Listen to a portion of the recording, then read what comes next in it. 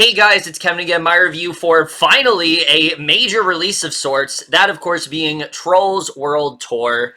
So what Trolls World Tour is essentially about is we center once again on the characters of Poppy and Branch, and they basically are living in a pretty peaceful existence and things like that, but they very quickly are notified that there are other worlds just besides theirs. There are other trolls out there, and basically those worlds are very much, and it basically are at risk because of this presence known as Barb. She lives as basically these like punk rock trolls, and she basically wants to try to track down all of these six strings in an effort to try to just get rid of all of the trolls worlds that there are, and basically make rock the only music genre that's out there. Basically try to manipulate all the trolls and put them under her command and things like that. And so basically Poppy and Branch, now they kind of go on their own adventure to try to find all these trolls, hopefully unite them all together and try to stop this all from happening. So, Trolls World Tour, what an interesting film to be talking about in the midst of a pandemic, because this is not a film that I initially thought that I would be talking about around this time. I thought for sure that this film was going to be delayed. I really did think that's what was going to happen, but that's not the case. Universal said that they wanted to, basically in a very unprecedented move, something that I don't really think we've ever seen before, they decided they were just going to pull it from theaters entirely and just put it directly to streaming services. And that was always a call for concern. That was always a cause that maybe this isn't really going to be all that great. But I also thought this was kind of like a testing ground to see, if this will work with other films, which I really was hoping wouldn't be the case. But I was also excited because I finally have the opportunity to talk about a movie that's not some small indie release that nobody is really watching. Finally, we have a film that I actually am sort of, that people are actually looking forward to, that people do actually know about. So that definitely had me a little bit excited, but at the same time, I really was not that excited for the sequel. It seemed very forced. It seemed like it was going to be really over the top and cheesy, and the first Trolls, I didn't hate it. I thought it was a pretty harmless, film for little children, basically. It wasn't really for anyone else, though. I really wasn't the demographic for it. I very much recognized it, but it just wasn't a film, especially on a rewatch, that really did all that much for me. I think there are definitely some fun musical numbers in there, and I do like some of the characters, but as a film, it's just not one that really resonated with me, so no part of me was really that interested in a Troll sequel to begin with, but just the marketing and things like that really did not make this film look really that great at all. But I'm happy to say that Trolls World Tour actually is not that bad of a sequel. It's a lot better than I was expecting. And in some aspects, I think, is actually a little bit better than the first movie. It has a little bit more to say than I really was expecting. But that being said, it's not a great movie either. It's a perfectly fine sequel to a perfectly fine first movie, basically. But with all that said, we're just getting into it right now. So, the one thing that I will absolutely give this film that I do think puts it above the first movie is actually the cast here. The cast in the first movie, I thought everyone did do a really good job for the most part, but here I just felt like the cast was really good. Definitely one of the best things about this movie for sure, especially when it comes to Anna Kendrick as Poppy, who I liked in the first movie, but I mean, it's really not that, it's really, I don't think, that much of a stretch to say that she was very, just didn't really have a lot to work with. She wasn't all that well utilized. Poppy was a very one-note character, and here, she actually has a lot more to go through. This is very much Poppy's movie, and I think because of that, Kendrick just really shows off her ability more, because I've always loved Anna Kendrick as an actress, but this really does show just how well casted she is in this role. She's still a lot of fun, she's still very bubbly and positive and things like that, but there is actually there is actual depth to her in this movie, and I thought that Kendrick did a really good job showing what she can really do with this character, and I was very impressed by her here. I thought that she actually had some really great great moments throughout this film. She's very likable in the role, and overall, I just really liked what Kendrick was doing in this movie. I thought overall she just did a really solid job here, and I think really held the entire film together, I have to say. And same goes for Justin Timberlake as Branch, who I'd have to say he doesn't have nearly as much to do as he does in the first movie, but I still thought he did a really good job. The dynamic between the two is still very strong, if not even stronger this time around. You definitely still very much do feel that chemistry like you did in the first movie, and I thought overall they worked really well together. But it's the new characters, I think, that really do stand out in this movie. A big fear of mine coming into this was Rachel Bloom, who I normally love. You guys know how much I've loved Rachel Bloom. I've praised her endlessly throughout Crazy Ex-Girlfriend and things like that, but I really was worried she was going to be overdoing it here, and she really wasn't. I thought for the most part she was actually a lot of fun in this role. She recognized that this isn't the deepest role ever. She recognizes that this is kind of dumb what she's doing, but she has fun with it, and I definitely did feel that throughout this film. I think she definitely does do a good job as this character of Barb, someone who it's just really misguided, very ignorant in that way, and I thought overall she was definitely good for what she had overall. I liked her in the movie, but out of all the new characters, I think the real big standout here was absolutely Sam Rockwell as a character of Hickory. He is this country troll of sorts, and oh my god, he was actually a lot of fun to watch in this movie. He steals every single scene that he's in, pretty much. I wouldn't say he was like absolutely hysterical or something like that, but I just thought he was really fun in the role. And again, Rockwell's one of those actors where like he's always putting 100% into everything, and that's still very much the case here. Even in a stupid kids movie, he's still putting a lot of effort into this role, and I was just very impressed by what he did here. The rest of the cast does what they need to do for the most part. James Corden is still pretty annoying, to be honest. I like James Corden, but I've never really liked him that much in this role. I've always just found him to be kind of annoying. Same with Ron Funches. I wasn't really a big fan of him here. Kenan Thompson is actually not in this that much, thankfully. The trailer kind of made it seem like Tiny Diamond was going to be like a big character, and he's really not. So, I mean, I guess he was okay for what he had. Kelly Clarkson's pretty good here, Anderson Paak. Everyone does do a suitable job. There's nobody in this movie that I thought was necessarily bad. I thought everyone was doing an alright job here. The one actor I will say that I just don't know why he was in this movie was Ozzy Osbourne. He plays Barb's father, and he really has nothing to do in this film. It almost just kind of feels like a throwaway role of sorts, because they don't have him sing in this movie, and he doesn't have much to his character anyway, so you just kind of wonder, like, why did they cast Ozzy Osbourne? It feels like such a throwaway role in that way, and it's very odd to me. But other than that, I thought the cast here was really good. I thought they were definitely one of the better parts of this film. But now let's get into the directing and the writing, which this is really where we get to the things that still isn't really working when it comes to this film. The directing here by Walt Dohrn, again, I don't think is necessarily bad. It's just very similar to the first movie, where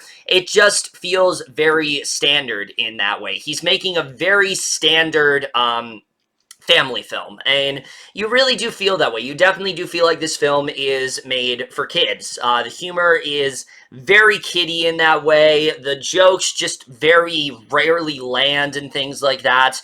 And I don't think on that front he really did that much, that he didn't really do anything that different. And I think for fans of the first movie, that's really good, because it shows that he knew what worked in the first movie. But at the same time, there isn't a whole lot that Dohrn did to really elevate it, except when it comes to the more emotional parts of this movie, because the movie does have a little bit more going on than I was expecting, and I actually thought he did do a good job with that. There's a little bit more substance to this movie, and that's something I definitely did appreciate overall. I thought his directing was actually pretty solid on that front, but it just wasn't really anything that special overall. The writing is also one of the things that I'm just kind of conflicted on, because for everything I like in this movie when it comes to the writing, there's something that I don't like. Like I said already, there is a lot more going on to this movie story-wise, but at the same time, it's not to the point where it's a amazing story or anything like that. The story that's being told here on a surface level is very, very basic. It's you have Barb going around and she's trying to collect the six strings and things like that, and there isn't a whole lot going on there. In the quest of, that Branch and Poppy go on, it's not that different from the first movie, but what I think works about this one is that there's just a little bit more going on story-wise here. This is more personal of a journey for Poppy than you really are expecting.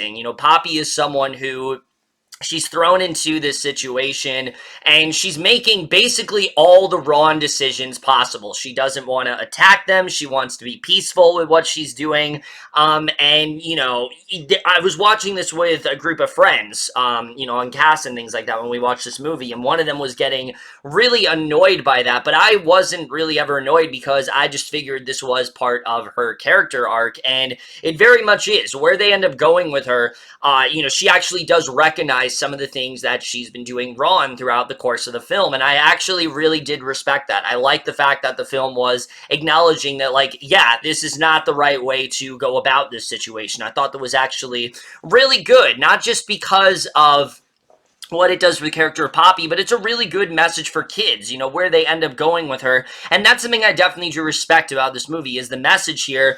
But that being said, the film does sometimes kind of feel like it's just a dance party of sorts. It doesn't feel like besides that, there doesn't feel like there's as much going on in this movie. There's a lot of side plots as well with many of these characters, and they're just not that interesting. For example, Ron Funches' character, whose name is escaping me, they have this sort of side quest with him, trying to track down his family, and it just feels very shoehorned in. It feels like they're doing everything they can to try to bring depth to characters that didn't have it to begin with and that didn't really have that much in the first movie.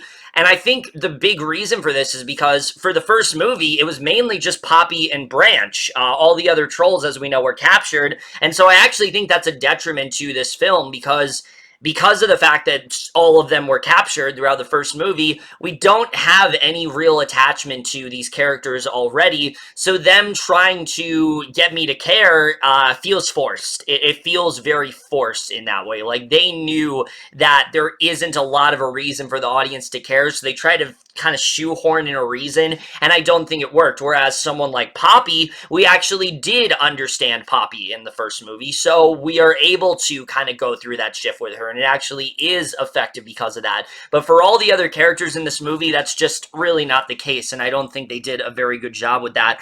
But there were actually some things that this movie did do that I wasn't expecting. Branch, for example, for the first half of the movie, I was really worried because it starts off and he's asking Poppy, how she feels about him, and she says she just want to be friends, and I was like, oh no, I was really worried this was going to be like a Frozen 2 thing where the whole movie was just going to be him trying to ask her out and him getting shut down in some way, and I was glad that that's not where they decide to go. That actually gets dropped pretty quickly. It comes up eventually, when it needs to, but it's not a recurring thing throughout the movie, and I'm glad that it wasn't, because again, it would have felt cliche, it would have felt thrown in, and I just don't think it would have worked for this movie. So I'm glad they did not decide to go in that direction with it at all. I think that definitely was the right approach for this film. But like I said, the thing that definitely is going to piss some people off is that there are definitely some very clear parallels to that of Avengers Infinity War. And look, I'm not going to say this movie's a ripoff because it went in production way before Infinity War came out, so the chances of them seeing Infinity War, I feel like, were pretty slim. But that being said, yeah, there's definitely some similarities. The way that Barb wants to collect all of these strings, and the fact that there are all these different sort of planets and things like that, all these different worlds.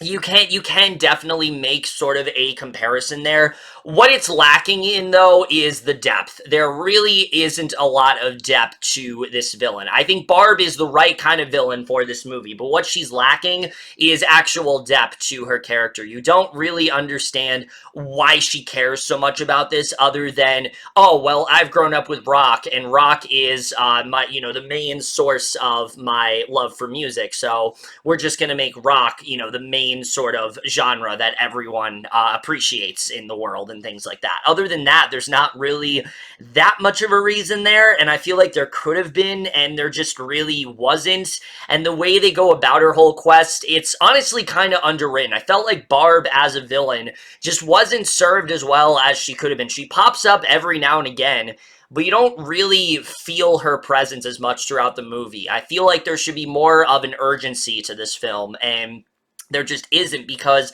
very often it's a little too focused on Poppy and Branch and their quests that they're going on. And for Barb, you know, it kind of makes her feel a bit undercooked in that way. And I think they could have done a little bit more with her character overall, and that definitely didn't really work. But like I said, the main message of the film, which I wasn't really expecting, is that this film is actually trying to be an allegory about, like, cultural appropriation and gentrification and things like that. And the thing that surprised me the most is that it actually kind of works in that way. There are actually some moments here, especially towards the end, that I thought were generally effective, and I liked what they were trying to do here. Again, the problem is just leading up to that, there just isn't a lot going on that I was that interested in. A lot of the detours to these other worlds feel like excuses to just do another musical number. They feel like excuses to just meet new characters. It kind of feels like the movie is stalling for time in that way. And that definitely was a bit concerning. And I feel like there was more they could have done here that they just didn't. It really feels like the only thing they knew for sure is what to do with the Poppy character, and really nothing else. And it does very much kind of feel like that in this movie. And that, I think, is really the main thing that brings it down, is that despite that message and what they do for Poppy, there still isn't a lot going on script-wise that really worked for me that much overall. The humor's still very kiddie and things like that, and there just isn't really that much to say. The animation, though, is drop-dead gorgeous in this movie. I think, honestly, it's even better than the animation in the first one. It's a lot more colorful. There's more depth to it. The different worlds that they go to. I really don't know how they do it as well as they do in this movie, but it is absolutely gorgeous, and it's definitely a sight to behold for sure. I think they did a really great job with the animation in this movie. I wouldn't say it's like DreamWorks' best animation or anything, but I do think it's actually a little bit better than the first one in terms of just the way the colors pop and things like that. Very memorable in terms of animation for sure. The songs were a bit of a mixed bag, though. The score in this movie at times can be really good. At times there actually are some fun songs in this movie, like Sam Rockwell, for example. I had no idea he could sing, and so knowing that in itself was fun, but his song is actually really entertaining. But quite a few of them, again, feel like filler. They feel like they're just here because they need to stall for time, whereas the first one, I feel like, had a little bit more reasoning for being there, and that's not really the case when it comes to this movie. I'd say there's 3 or 4 songs here that generally really do work. The rest are just really forgettable. I don't hate any of the songs, but a lot of them are very forgettable, and I don't find myself wanting to go back and listen to them, whereas I feel like the first one, there actually were some songs I felt myself wanting to go back to. Not really the case with this movie. There's a couple songs here and there. I really like the title, the Can't Stop the Feeling song of this movie, The Other Side. I like that one. And like I said, there's one that Sam Rockwell sings that I liked, and there's one with Poppy and Branch that, though it felt forced, I actually did end up enjoying it as a song. But again, a lot of the musical numbers, they're just not really that strong here. And the editing, I actually do feel this movie was a little too short. I feel like there were more things they could have dived into if they really did take the time. But again, because their main focus is on songs and just really random humor that just doesn't really work at all. There's one especially with like these smooth jazz trolls. I don't know what I get what they were trying to do, but it did not work. It was just way too weird for this movie. And that's the other thing, is that it's not just that the humor is kiddie, it's that sometimes it's just very random, and I don't really get what's so funny about what they're doing. I don't think it's funny, it's just weird, and the film doesn't seem to understand the difference between that at points, so that definitely does bring it down. down. But at the end of the day, I think as a sequel, this film is definitely much better than it could have been. It's not nearly as derivative as you're expecting it to be. It definitely does have a little bit more going on substance-wise when it comes to the character of Poppy and when it comes to the really good messages that are in there, despite the fact that it can definitely come across as very heavy-handed. But its story, it really leaves a lot to be desired. It has a villain that is pretty one-note and songs that are just really forgettable, as well as humor that very rarely ever delivers. So while I do think there's a lot about Trolls World Tour that actually is significantly better than the first film, at the end of the day, I can't really say this is a better film because it still does have many of the same problems as the first one overall, but still, in terms of anime movies, it's perfectly suitable. It's perfectly suitable. It's the kind of movie that, families can watch. The parents might not get a lot out of it. They might get a little bit more this time around because of the messages and the good things that they're saying. But at the end of the day, it knows its target audience. I guess it does that well. But I do wish there was just a little bit more here overall. I think there's more that this film could have offered if they would have gone things a little bit differently. But at the end of the day, it's definitely a better sequel than I really could have expected, but still just isn't really enough to overall say I enjoyed it. But I am going to give Trolls World Tour overall a C. Look, if there's one thing I can say about this movie is that watching a film like this that I know was going to go to theaters, it's kind of strange, but really did remind me just how much I miss going to the movies on like Thursday night and things, especially Thursday night showings at like 7 o'clock. That was always something I look forward to every single week, and the fact that it's just gone, it's really just kind of sad. It's very it's very disappointing right now. It's not something that I'm ever going to get used to until the theaters finally reopen. And yeah, that is the one thing I can say about this film, is that it very much did remind me just how much I do miss going to the movies, knowing that this was going to be a major release. So there's that. It's cool that there is a major release out. I just wish it was something a little better that I could talk about, because at the end of the day, this just isn't really a film I'm going to remember all that much. But either way, guys, in my review of Trolls World Tour, let me know what you guys saw of this movie overall, your thoughts, and we'll see you guys in my next video, and we'll see you guys for that. Okay, bye.